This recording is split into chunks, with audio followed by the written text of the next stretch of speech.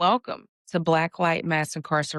Hi, Blacklight. Thank you for another episode. Today I have Terrica with me.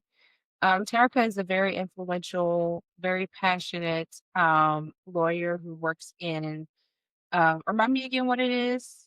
I know you used to do death penalty, but it's something different.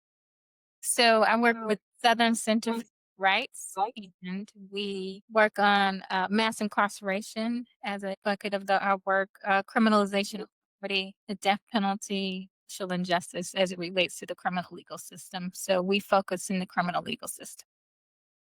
And that fits perfect with Blacklight Mass Incarceration. So, because that is, the reason why we made this platform to bring more awareness to people who don't understand what mass incarceration is and how we have gotten to this point in America's life. We are warehousing so many people. And so I'm glad that to actually have somebody on who knows a lot about mass incarceration. And I think that the audience will definitely enjoy this conversation that we're about to have. So, without further ado, I will go ahead and let you introduce yourself and just give us a little bit of background about you. Well, I am Terrica Ganzy, and I am the executive director of the Southern Center for Human Rights. Southern Center for Human Rights is a nonprofit law firm. We're based in Atlanta, Georgia. We work mainly in Georgia, Alabama, but in other parts of the South. And we worked, as I mentioned, um, in the death penalty, criminalization of poverty, mass incarceration, and racial injustice for people impacted by criminalization in the Deep South. I am an attorney. I graduated from the Historically Black College in Mississippi, which is where I'm from, attended law school at the University of Virginia, and worked for a couple of years doing a fellowship at the Fair Trial Initiative in Durham, North Carolina. Yeah, so you have some background of North Carolina and how we work, huh? I do, and I actually still serve on the board of the Center for Death Penalty Litigation, which is based in Durham. I've actually done some work with the Alternatives for Death Penalty with Joelle Nickel a few years back. So I know a few of those people over there. Okay. All right, Terica. So, I guess the first question that I would like to ask is, since you spent so much of your career and your time fighting for justice in the South, especially doing death penalty litigation, what drew you to this work in the first? So that's an interesting question. The way I would answer is to say that this is not work that I would have chosen for myself back in the 20 something years ago when I was thinking about what I might do with my life when I was in college. I had a transformative experience one summer before I started law school, touring the Cook County Jail in Chicago. And that experience made me start thinking about the criminal legal system in a new way. One, because I was surprised that most of the people incarcerated looked like me. I thought, huh, there's got to be a wrong here. There's, this can't be right. And the other thing that sort of stuck with me, I just didn't, there was something that experience that made me really uncomfortable in terms of, um, treating people like they were like it was a show, and so, like the idea of looking around, looking and gawking at folks. And then the third thing that stuck with me was that there were some students on the tour who asked the officers to make the people incarcerated fight for their entertainment. And they asked that question multiple times, and I just was so floored by the inhumanity in the request, and I was appalled at the idea that folks with law degrees have this kind, would have this kind of thinking about people who are charged with crime as if they could just be thrown away. And I couldn't shake that feeling. I hadn't thought about, you know, criminal justice as a career path for me. That wasn't on my agenda, but I couldn't shake the question that kept arising. I couldn't shake that experience. And so when I went to law school, I looked for opportunities to learn more. And I started working as an intern for the Virginia Capital Representation Resource Center, got to interview jurors, got to interview witnesses, folks who had participated in capital trials. The more I learned, the more questions I had, right? And the more I learn about the racism and the classism involved in that system, the angrier I became. And so I stayed angry, and I decided that this was the path for me. That I had some talents that I wanted to use to challenge the system, and to support people who are impacted by it. So that's a way of saying that I feel like the path chose me. Uh, I yeah, hadn't had this vision for myself, but my steps sort of lined up in a way that feels to me like the right path for my career.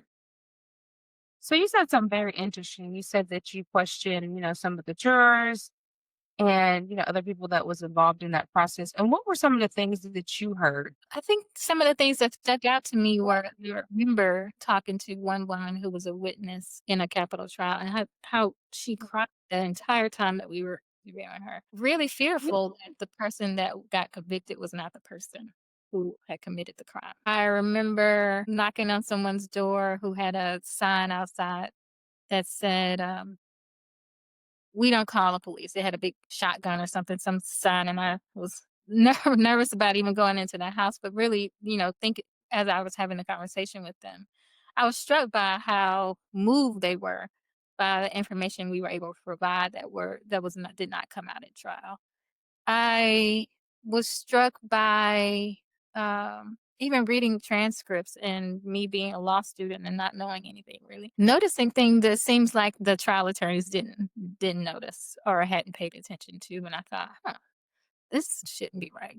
Um, I there was just the I think what struck me the most was that there were real human beings involved in various parts of the system, and all of them, in some ways, have been negatively Ye- impacted by participating. Yeah, I agree with that. Sorry, I had some camera issues, but I think that that's what really hit me is the fact that you said there was a witness that was scared that the person that, was being accused might be wrongfully convicted. And so she felt pressured by the prosecution to be a witness, or because I know a lot of times prosecution will pressure witnesses into, in my opinion, I think it's perjury on the stand.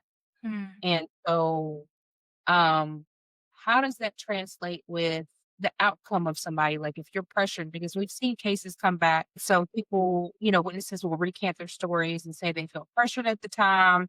And so what does that say to you about the way that the justice system works just to get a conviction?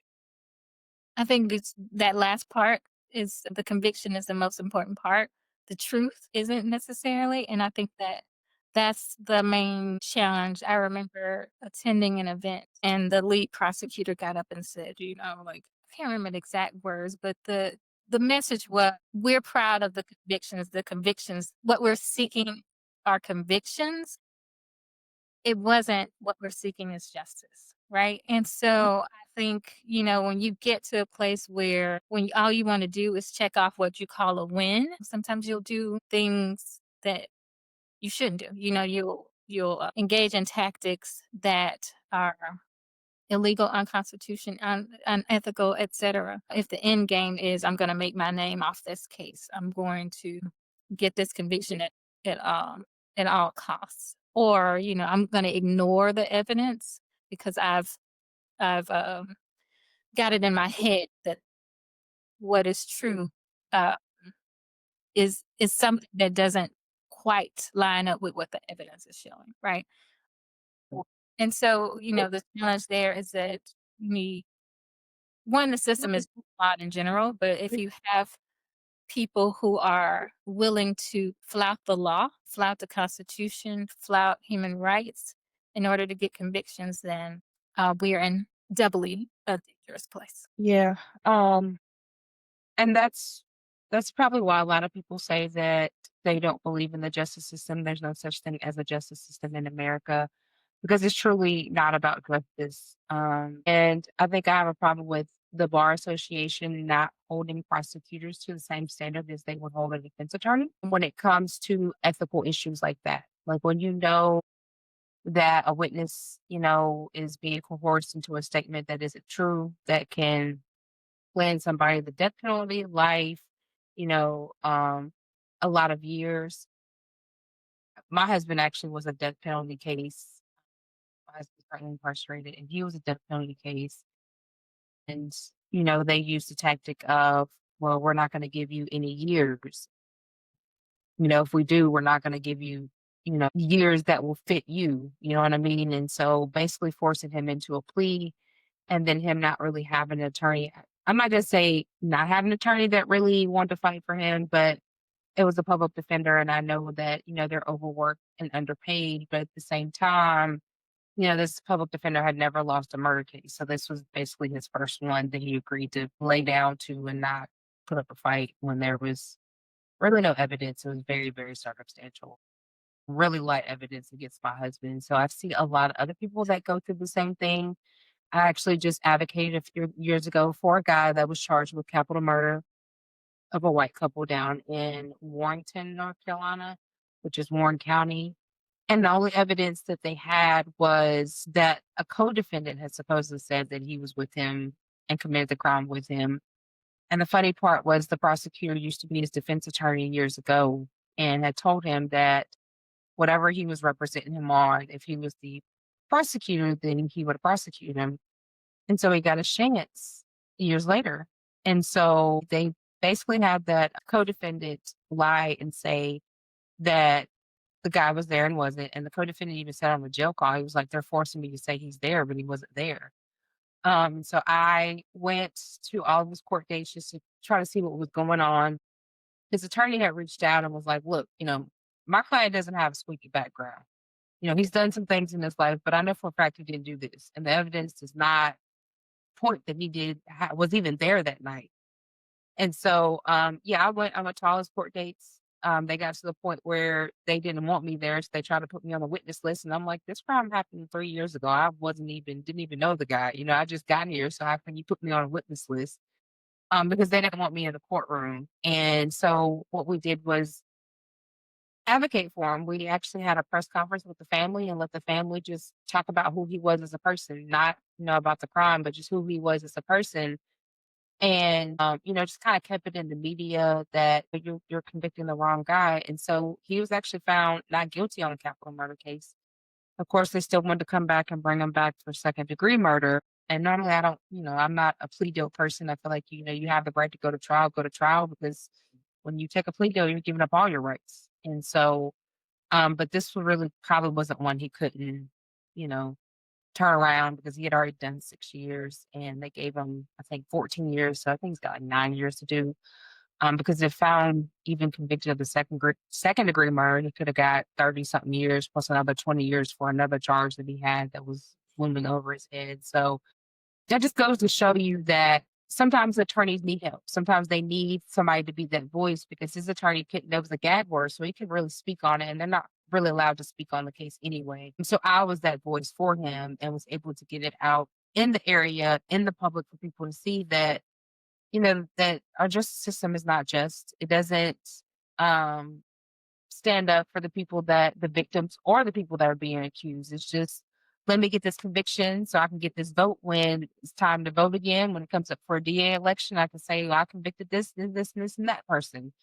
So it just goes to show you that it's important to have advocates and have people out there to humanize you and actually show the real light of the other side is what I call the other side. To see that a lot of times they're not right and a lot of times they're all wrong. So that was intriguing what you said. I like, I enjoyed that. So my next question is, you went from being a staff attorney to representing clients on death row, leading to one of the South's most prominent human rights organizations. How did that transition shape your perspective on justice? I'm not sure the transition has shaped my perspective on justice reform. I think it has opened up some new windows by which I see how the various ways that we can advocate for a thing, right? So when I was a staff attorney, I was trying to litigate, was writing briefs and focusing on the trial pieces. In other parts well, I had to see the whole organization and see how all of the things come together. How does our policy team connect with litigation team, right? How do we marry those tactics to achieve a common goal? So I think the perspective on the legal system, and I know you mentioned earlier about the use of the word justice. We don't say use the term criminal justice and talk about it as a criminal legal system or criminal punishment system, et cetera, because there's not a lot of justice happening in it. But I think uh, my it has a my transition in different roles within the same organization has just allowed me to see the work from a wider lens, and to be able to really understand how all of the pieces fit together in terms of how we advance our mission. Got it. Okay. That makes sense. You do have a broader, and so you're able to do more in the nonprofit space than what you could do as, a staff attorney, and then see it in a different light. Actually, you can see it from both sides now, you know what I'm saying? And so it's a broader picture, and then you're able to help and attack and make a plan to attack in a better way that better gets the community involved and also helps, other individuals, and then even just a learning aspect, because a lot of people really don't know or understand what goes on in the courtrooms. A lot of people are just conformed with what they see on TV and what they hear, and think that, that the other side is for justice of, the victim. And, we've gotten to the point where we've taken the victim out of this process. There's some victims who don't want the person being accused to get the death penalty. They want them to be able to have a second chance. And so we've given everything to the state to where they have the power and say so. Years ago, the judges had a little bit more of a say so and a rule into what happens, but now it's more of a prosecution led. The prosecution leads a lot of the things that go on. The judge is just there to referee more than anything and hand down the sentence. And so, I really appreciate you coming with a nonprofit that humanizes people and then also teaches people, about humanization, and then, bringing that staff attorney and experience with it just makes it all even better. So the Southern Rights Center for Human Rights works across different representation, impact litigation and policy and public education. How do you balance those strategies when pushing for a systematic change? So what we often say is that we're not going to litigate out of injustice.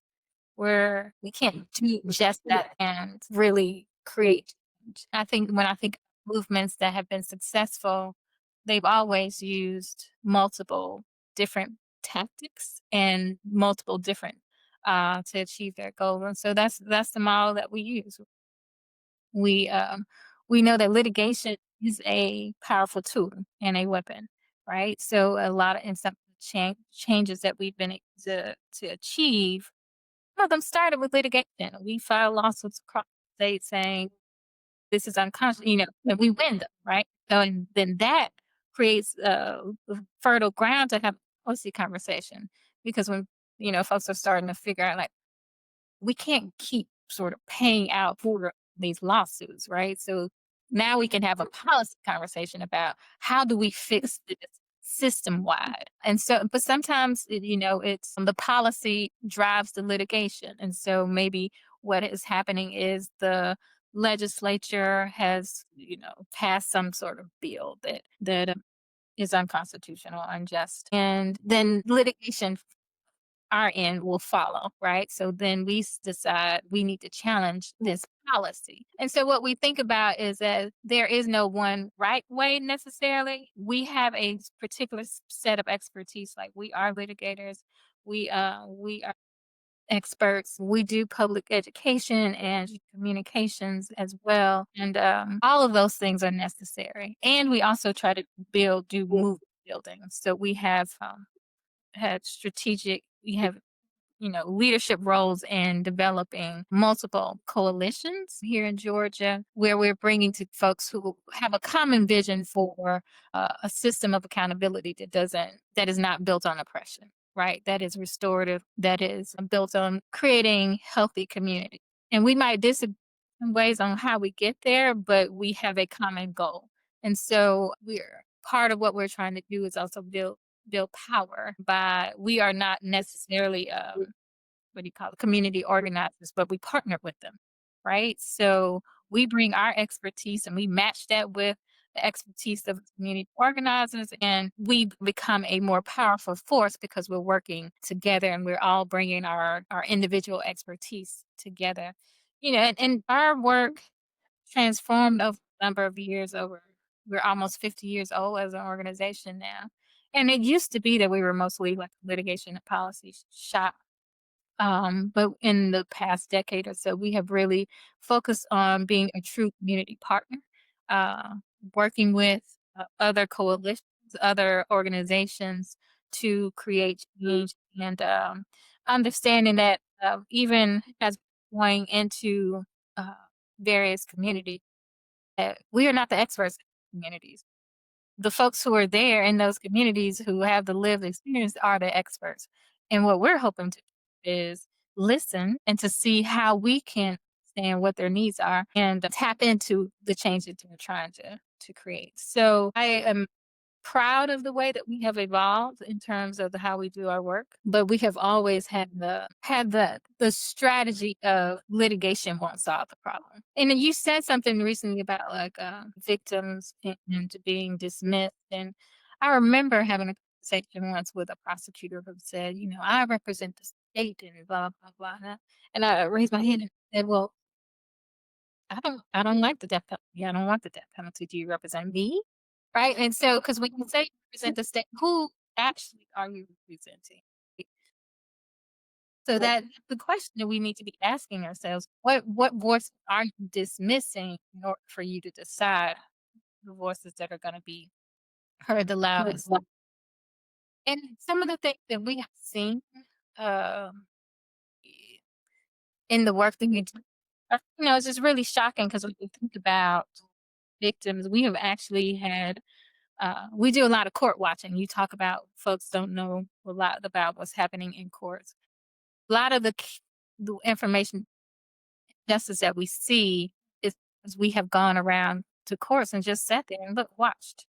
We have seen um, in one particular jurisdiction where uh, um, victims of domestic violence who may call police and say, "Hey, I need some help," but by the time I prosecute, might not have felt good about doing that. Decided not to, right? In those cases, this one particular jurisdiction would give that victim a fine, and if they couldn't pay the fine, they were threaten them with jail time. And we were just shocked. It sounds so ridiculous in terms of how we typically think about how we treat people who are in need of help. And so we were able to litigate that issue and get them to change their policy. But it was another instance where we mentioned the word being dismissed. In that particular case, those voices were not just dismissed; they were actively punished in ways that we hadn't, that no one would really imagine. And so I think some of the things that we see, I've been doing this work for decades now, and I'm still shocked by some of the things that we uncover as we investigate. And one of the things that we're working on now is really to get the community involved in court watching. So what we have is Justice Watch Georgia, where we're training folks how to go into the courtroom, how to pay attention, figure out what the various courtroom actors, what their roles are, to take some just to see are there patterns happening here that we should be paying attention to. And so it serves a couple different purposes. One, it helps us gather additional information. But two, it also helps the community become more educated about what the process is and to see how this plays out in real life with real people. So that is one of the things that we are really trying to move forward in a bigger way is to get the community really engaged in the criminal legal system in particular and for them to have voices. A lot of times people call us family members of somebody who's incarcerated or they themselves are incarcerated. But a lot of times other folks are calling and then they say, I saw this particular thing happen. In one case, this was criminalization and poverty case where a man just he couldn't afford to pay his whatever the fine was, and the judge either threatened to send him to jail or actually did. And they called and said, "Well, I don't know if this is legal, but it sure doesn't feel right." Right. And so we like to engage folks in that process, right? You might not know the law. You don't have to know the law to get a sense for, I don't know if this is legal, but it sure doesn't feel right. Because sometimes the things that are legal aren't right. And some of the cases that we challenge, we're challenging in some ways, not because the sentence was illegal according to the law, but it absolutely wasn't just. So a lot of our resentencing work is based on, you know, this is not a just sentence, and this person should be out of prison. And so we want to get the community engaged in sort of identifying those kinds of opportunities, but also being a part of a feeling connected enough and have some ownership of the process that they can hold the actors accountable as well. Yeah, I really love what you said about getting the community involved and getting them in court watching. And now, that trials are televised a lot more. Like for instance, the YSL trial. That was a Mhm. very popular trial that people watched. And you were able to see the nonsense that was going on during that trial. And that was a trial that I told a lot of people to watch because you could see how well the state was not prepared, how they just threw together a bunch of evidence. I mean, you're trying to convict what at first it was like 28 people on a RICO at one time, and then you dwindle it down to what, maybe 9 or 10 people. But just to see like the evidence that they had was not evidence that really pointed to a RICO because it's not illegal to be a gang, but it's illegal to do racketeering and all the things associated with the gang. And so, I am an avid court watcher. If I can't get to the court, I will definitely watch it on TV because my thing is to watch the prosecution and watch to see what they do and how they do it. And also just to watch, the defense attorney because they're both characters in this thing. And I think that people don't understand that and it shouldn't be that way, but when you're in court, it's about who has the best argument, who has the best show, who can convince these jurors that, this evidence is true and this evidence isn't. And basically who had the best show, like who presented their case better than the other. And I think people tend to forget that the state has the burden to prove, not the defense. Defense really don't have to do anything, but they have to make sure that, they're protecting their client, that they're showing that their client was innocent, whether they did it or not, but pointing out the wrongs of the state to defend their client. And so I think that that has shifted the way the jury thinks. I think juries now are more cognizant to really looking at the evidence and understanding, well, hey, did the state really prove this beyond a reasonable doubt? Because beyond a reasonable doubt means you can't have not even an ounce of doubt in your mind that that person committed the crime that they're being accused of. And if you have a little bit of doubt, then that means they're not guilty. And so I think now that, we have started talking more about the way the system works in America, more people are really starting to pay attention and not just look at, oh, well, it's the prosecution. They're right. Like, they've had all this evidence. They must be right. So we must convict this person. And that is very important. And I run a nonprofit and ours is geared towards criminal justice with well, juvenile justice with the juveniles because in North Carolina, we have again raised the age to where you can convict them as an adult at the age of 16, which gives them a felony if they commit murder, is to do court watching, to see, if the evidence that the state is presenting is true beyond a reasonable doubt evidence. And if not, take those notes down and reach out to the head public defender, which North Carolina's public defender, we have a conference of DAs and, none of them are on the progressive side. They're more about, hammering, locking people up for long periods of time. But, just getting that out there to the community that, your DA, your county DA is not and their assistant DAs aren't doing what they're supposed to be doing. And even bringing that to attention of an attorney as well, of the defense attorney, like, "Hey, this is what I noticed in the case," because sometimes somebody looking on the outside can catch what you can't catch. And so that's why I think it's very important court watching to be done on every aspect of every level, whether it's eviction court, whether it's criminal court, civil court. I think everybody needs to go in and see what's going on in your courts. I think a lot of people don't know because if you're not affected by it, then it doesn't affect you. You know what Mhm. I'm saying? So until it affects you, you really don't understand what's going on. You just assume that, whatever's going on in the courtroom is what's supposed to be done. And a lot of times that's not the case. That's what we're doing is going to court watch and see what we can see and, take notes and then, report it back to the community. Because if you have a community that is enraged about what's going on, then that's a way to move and shift things because DA spots in a lot of cities and counties are elected spots. And so these people are elected in, and you have the power to boot these people out of their seats if they're not doing what they're supposed to by the community. And locking people up, we're warehousing so many people now. It's diabolical to me that we're warehousing geriatric, or we're housing children, we're housing middle age. So pretty soon all of our communities are going to be in prison. They're not going to be out here in society. They're not going to be out here as a productive citizen paying taxes that can make the community more safe. They're going to be in prison, and then they're going to come home. And of course, you don't have resources when you come home from prison.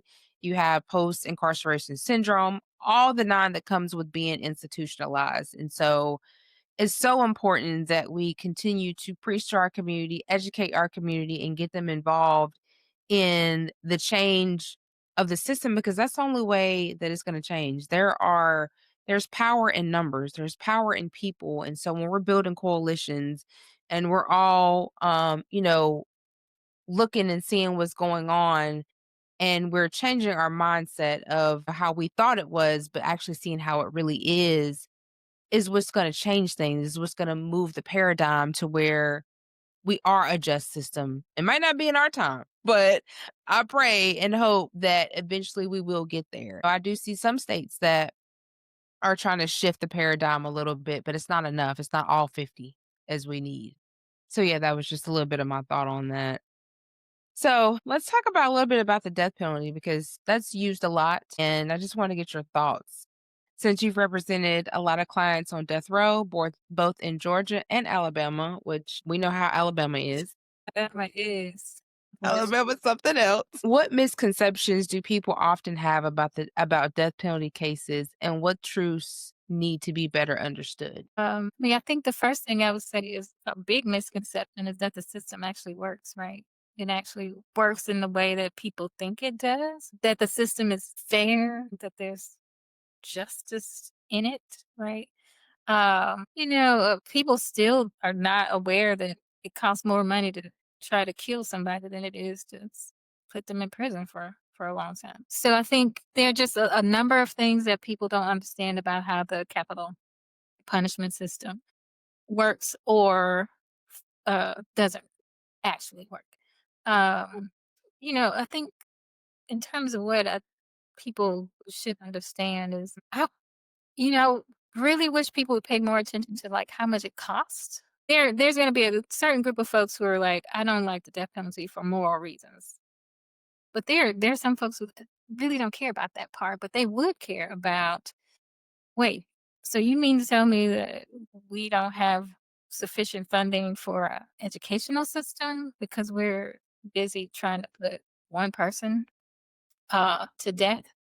I think people would be surprised, in terms of priorities for budgeting and funding, that we are prioritizing that over a lot of other things, services that could be beneficial actually to our communities. I remember when a former class said to me, "Terica, if people got to talk to us in person, they would not support the death penalty." And I agree with him. I think a big misconception about the death penalty and capital punishment is that people convicted of capital crimes are monsters. Somebody actually said that to me. I was walking out of a prison after visiting one of my clients, and an officer was riding by. He pulled me to the side and said, "Hey, can I talk to you for a minute?" And he said, you look like a nice lady, and you're going in here, and I see you in there, and you're smiling, and sometimes you're laughing with your clients. And I think to myself, does she know he's a monster? And, I didn't really know what to say to him in that moment because I was like, absolutely, I don't, uh, but what he brought to the fore was if people only see what is written in the newspaper, they have a particular perspective. And even as he was somebody who worked in the prison, he didn't have a relationship with any of those people that he was sort of looking at and judging. So I think one, a real challenge is that people only know about the folks who have been convicted of these crimes in a very particular way. They don't get to see the humanity. Or they don't get to, or they ignore the fact that this person cries just like we do, loves just like everybody else does, etc. And so I think that is a huge misconception. And I hate that part of what our job is as capital defense attorneys is to share that humanity. I say I hate that because I wish it was understood. I wish that people understood that from the start, that it shouldn't have to be that we had to tell that story in a way for people to hear it and to understand it.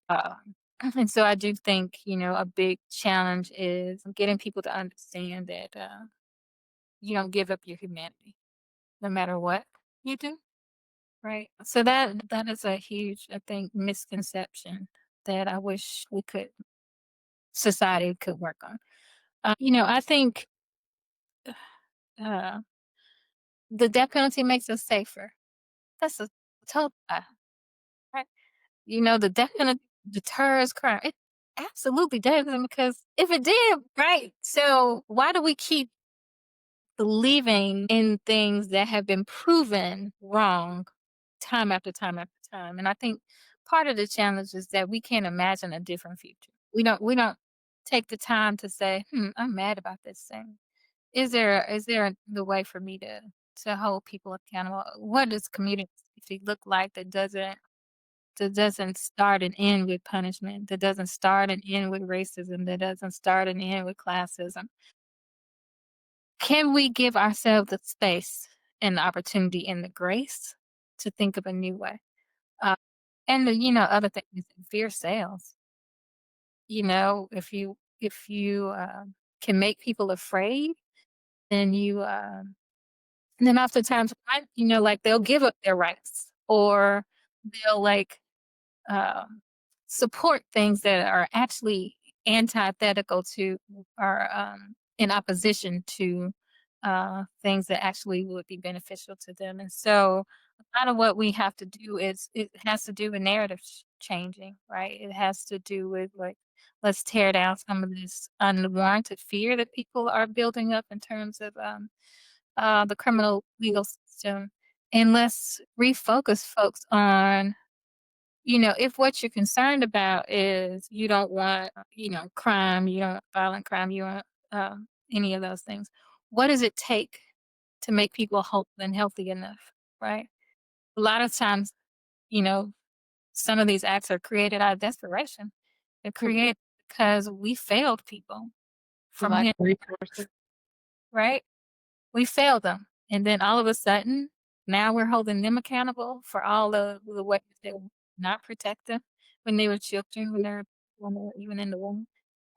So, we need a paradigm shift. We need a shift in the way that we think about safety. Because if we start thinking about safety as providing people with the things that they need to feel whole, and to be whole and to feel loved and supported. And we can't say we don't want free lunch in school. You know what I mean? Like, right. We can't say that it's okay for kids to go hunt and then punish them for acting out in ways that would result from being thrown away in that way. Right? Like if you care about crime, then you must care about making sure that children have the resources that they need, that people who have mental health concerns can get those taken care of. We have to care about each other. It can't, in order for us to really feel safe. And that care can't come in the form of punishment, as the first thought or even last thought. Yeah. And I think that that's just what America has built itself on is punishment and having that person take accountability for things that society has done for them that we haven't provided for them, stable housing. Not only are kids not getting free lunch, a lot of them are now homeless. Their Medicaid and Medicare is about to be cut. So, we don't have activities, boys and girls clubs, and the things that we had when I was growing up. The kids don't have that. Now they're forced into social media and cell phones and tablets and internet. And so, it's a lot, and then there's a lot of people who don't even have healthcare insurance to go get any mental health, and then sometimes even when you go get mental health, you still don't feel heard. You just put on a medication and tell you to go on about your way, and sometimes that doesn't help because I remember I had interviewed it was a guy I had interviewed, and he had knew a guy that was having some mental health issues, was on a certain medication, and he told the doctor, he was like, "This is making my symptoms of whatever mental health disability he was experiencing worse." They're like, "Oh, no, you'll be fine, it's just a side effect." Well, he went and wiped out a whole family. So when he get to prison, he's not on that medication anymore and he's fine. So not listening and hearing and understanding somebody also can cause, things to happen that shouldn't happen. Like, that shouldn't happen if he would've maybe the doctor should adjust the medication or just listened to him and heard him and kinda looked into it more, then maybe that wouldn't happen to that family. And so we've been, conformed to think that justice is putting somebody behind bars for the rest of their life or giving them the death penalty and not understanding that that's not giving the family justice. I've heard so many families say, "Oh, well, that's not gonna bring back my loved one." You're right, it's not. The way to healing is restorative justice, sitting both of them down together and letting them talk to understand, okay, while the person is accused, we don't know what they were going through in their lifetime, what mental issues they were going through, what they seen in their childhood, whether they were nurtured by their parents. There's a plethora of things that could have been why they committed the crime that they committed, even if they did. I mean, because you got a lot of people who didn't even commit a crime, they just supposedly fit the description and are convicted. And so, restorative justice, which has been, done in the indigenous communities years upon years, that's the first thing they do. The first thing they don't do is go and say, "Oh, well, we're gonna give you 30, 40 years or life or the death penalty." They work on restorative justice is restoring the justice and repairing the harm because that's what it's about, is repairing the harm that was done to the person, not saying justice is we gave this person the death penalty. And, now you were just talking about how the expense of the death penalty is. Now we have the firing squad. We have all these different things that we're trying to do to kill somebody, but how much is that taken of your tax money? Like, the ammunition that they're using to shoot these people to death is astronomical to me. And how much of this tax money that they're using to do these things, but then you got teachers who aren't getting paid. You got, public education that seems now that it's going down the drain because we're not taking the money to fund education. We're not taking the money to fund kids so that they can eat and have resources. So it's about really changing and shifting the mindset and the narrative of the community for them to understand that this is and that's what I've always preached. Like, see where your tax dollars is going. You can always do a FOIA and get a county budget. You can get your sheriff's budget and see what they're spending the money on. A lot of times they're spending money on cars and tanks and frivolous things that's not gonna support the community, and see where your money is going, because then you'll understand that, I need to advocate better for my hard-earned dollars that I'm going to work for to be spent to use to further my community, not harm my community.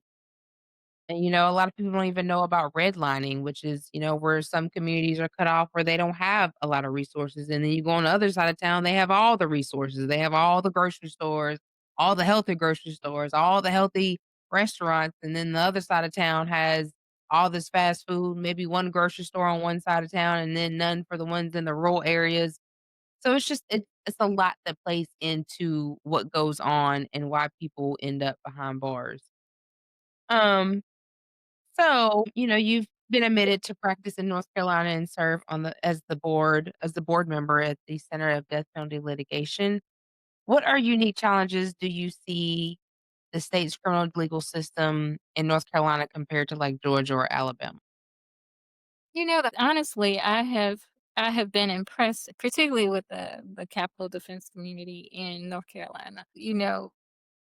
There's no racial justice act litigation in Georgia and Alabama. You know what I mean? Like I have been impressed with the criminal defense attorneys in North Carolina have, you know, in some ways been visionaries in terms of thinking about new ways to challenge injustice or even just raising awareness around particularly racism and the death penalty. The Center for Death Penalty Litigation put together a website called Racist Roots. And it talks about how the roots of North Carolina's death penalty is racist. I am really sort proud of the work that that community did to have convinced the governor to commute more than a dozen folks from death row. I think there are a lot of things that we can learn from what's happening in North Carolina. In Georgia, we have the Georgia Capitol Defender has been tremendously successful in significantly reducing the number of death sentences that happen at trial to almost zero most years. That is, so that kind of advocacy is really, really important, particularly at the trial level, because it is it's a more difficult road once a person is convicted of death penalty, for example. It's a harder fight. So if we can keep folks from being convicted of capital murder, then that is the biggest win. So I think, the work that the Georgia Capitol Defender has been doing over the last couple decades and bringing down the number of death sentences is tremendous. But we are now in a space where we uh, we we're anticipating that there will be a number of execution warrants over the next year. So it's a really sort of dangerous moment for folks here in Georgia, and it's even worse in Alabama. Alabama has even less resources for folks who are charged with capital crimes, and that's really one of the reasons why we do work in Alabama is because they don't have the kinds of resources that folks in Georgia have. But I think about sort of North Carolina compared to Alabama and Georgia. They are just, so far ahead, I think, in terms of getting community support for at least, asking questions around the death penalty, paying attention to the racism that is involved in it. And I think the capital defense community has done a great job of, litigating these issues and really and also being great advocates in the state legislature. There's southern states, all three states still have the death penalty. North Carolina is probably closer to Virginia in terms of where they are with the death penalty, but it is still an active death penalty state. In Georgia, we had a recent win related to intellectual disability in the death penalty, which is really important. So I think one of the things I would say is that we are in a much better place in all of these states than we have been, but we're certainly not near where we need to be. I definitely agree. I agree. So you have been recognized for several awards for your commitment to equity and advocacy. What keeps you motivated in this field where you work often can feel like a uphill battle? And I know it's very taxing, just on the body, on the mind, just feeling like you're always trying to come up a rope that seems like it just keeps unraveling every time you come up. I think a number of different things keeps me motivated. One of the things is reminding myself why I decided to do this in the first place. Right. The other thing is having a long enough experience to understand that a loss may not be the loss forever. Right. Like we have done this work long enough and capital defense, capital cases last for a long time. And we have lost in every court and then won in the United States Supreme Court. So those kinds of wins remind us that we don't give up, the importance of not giving up. Because if we had said, at whatever stage, oh well, it's not, there's no hope, we couldn't have gotten to the victory. And so I think the thing reflecting on the fact that, yeah, we lose a lot, but we win too. And celebrating those wins. And sometimes the wins is not like, oh, we won at the United States Supreme Court or that kind of thing. Sometimes the win is when your knowing that your client loves and appreciates you and that you have built a relationship with that person that is meaningful and that adds value in their lives, but also like adds value in your own life. That's a huge win, and it's not the kind of win that, like, gets celebrated in the newspapers, but it does get celebrated in people's hearts, and so, like, reminding myself of those things too, and I'm feeling, like, really privileged to work with people that I respect and that who come to this work, in different ways, like, the way I came to it is not the way that somebody else came to it, but we come with a purpose, right? This is not a job. It's a job, but it is a purpose, right? Like we get paid to do the work, but this is the kind of work that we do with our hearts. And so I feel really privileged around that. We invited uh a presenter yesterday to our speak to our staff. And the topic was finding joy. Finding joy in when the world is feeling like it's blowing up. Finding joy when the work that you do is hard and dramatic in some ways, right? You tried it was giving us tips, and some of the tips were like, remember why you decided to do this. Some of the tips were, things like we deserve to be able to smile. Right. Like we deserve that and reminding ourselves and patting ourselves on the back, like giving ourselves some credit. Because a lot of times you're humble or whatever, you're like, but like she was like, no, you should walk past the mirror sometimes and say, "Yeah, you did that. Like, you wrote that brief." Or, right, like, or you advocated in that city council meeting, right? Because those are you have to remember that, like, you're here for a reason. You're here for a purpose and that you do have something to give, even on the hard days, even when it's looking bad or whatever. Joy is important not just in life, but also, like, in the work that we do. And finding those moments is key to sustaining yourself. And so I try to use some of those tips. I also, make sure that I have people around me who even if they don't understand what I do, support me in doing it. They're like, "Terry, I couldn't do it, but I love that you're doing it, right? Because you're my girl. And everything that you feel passionate about, then I feel like that's an extension of me. And so I have people around me who can remind me sometimes when I'm like feeling down in the dumps or whatever. Girl, do you remember all those things that you did? You remember all those other challenges you came through? And look at you. Like, look at you. So you need people sometimes to, To remind you of yeah. who you are and what you did. Yeah, Mhm. yeah, you do. And it's about celebrating the small wins, not always the big wins, but the small ones I think are even more important than the big wins. You know what I'm saying? Because this work is very taxing. It can take a lot out of you, but when you're in it to help people because you care about humanity, then there's nothing that can replace it. Like that's why I'm here. You know what I mean? And people are like, "Well, it can be a lot," but this is my purpose, this is my passion, and I care about my people. I'm for the people, you know what I mean? I'm not for, the state or I'm for the people and what best benefit my people as a community because Mhm. if we all thought about that and thought like that, I don't think we would be where we are today, you know? Think you're right. I mean, yeah, that's it's really key to like care about other people, right? Because we can move through life potentially only caring about ourselves, but that doesn't bring about any kind of systemic change. And the people who choose systemic change are doing it for themselves, but they're mostly doing it for other people, right? Like the some of the work that I'm doing, like I hope to never need my services. You know what I mean? But I care about whether my people need it, and I wanna be able to be there for them. So, yeah, I think you're absolutely right. If we cared more, we could get a lot more done. So you've also led the organization like the Georgia Association of Black Women Attorneys, which is amazing. What do mentorship roles and representation play in sustaining women of color in the legal and nonprofit advocacy? What a question.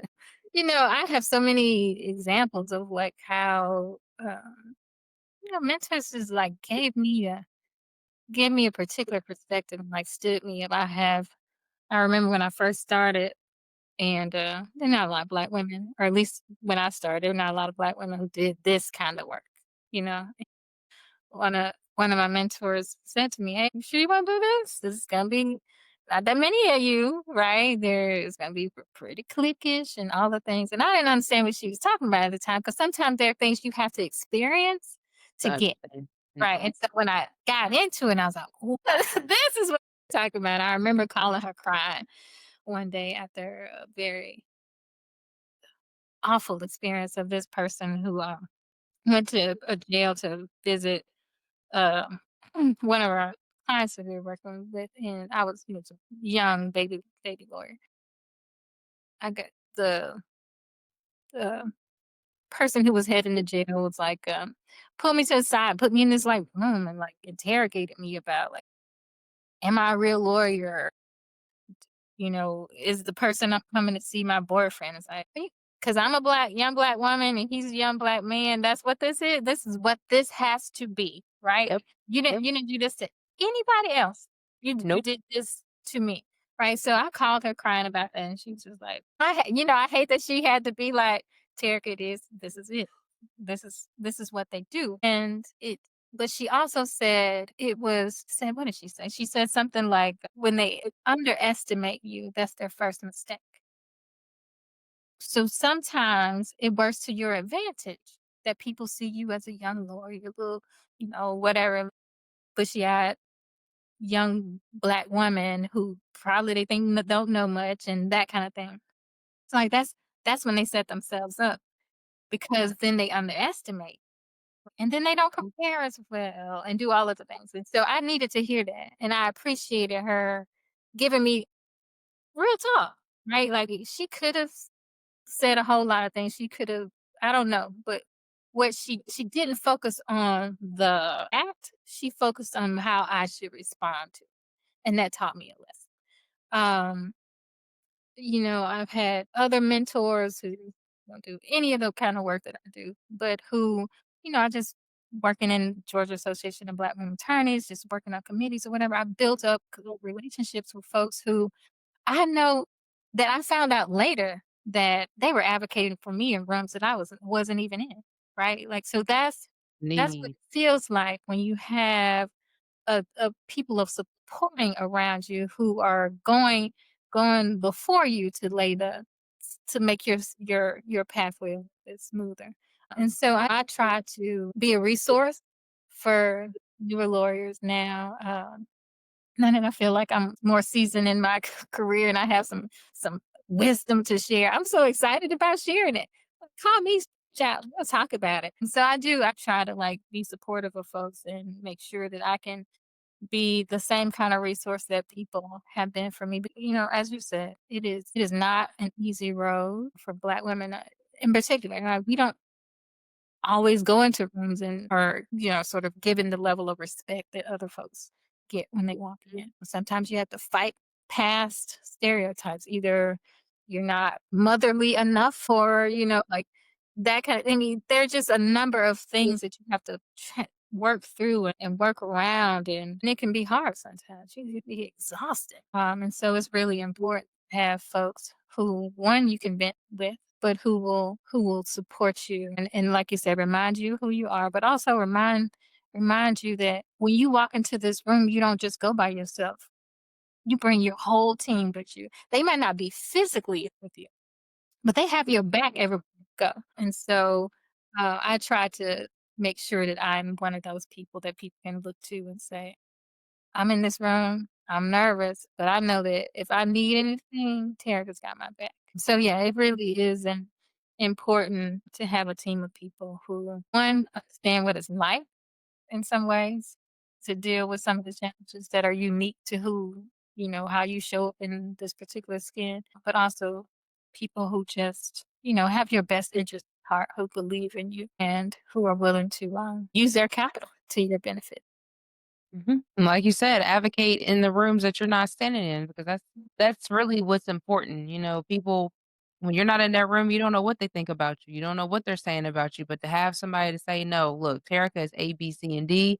She'll advocate, she'll do this, she'll do that," is so important, especially in the Black lawyer community, because a lot of us are looked at like, "Are you the help? Are you the secretary? No, no, sir." Yes, in 2025, You get that? still people get those questions, and it's awful. It's awful to know the hard work, the blood, sweat, and tears that you put in to go to law school, to take that bar exam, to get to this point, and then to be looked at like, "Are you the help?" Like, "No, I'm not. I'm an attorney. That's what I am. That I'm here to stand up for my client. That's what I'm here to do." And so it's important. It's definitely important to have that mentorship and to have that support because some people don't experience that. So they don't know what that's like, Mm, to be mhm. asked, "Are you the help?" when you are that prominent person in the room, you know what I mean? So one last question I have for you, Terica. If you could wave a wand, a magic wand, and change one aspect of this so-called criminal legal system, whether it be North Carolina or across the South, what would it be? That is such a good question. I have so many things. I am just you doing this one, I don't like this.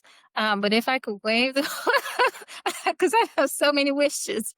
If I could wave a magic wand and make one change in the criminal legal system, um, I think it would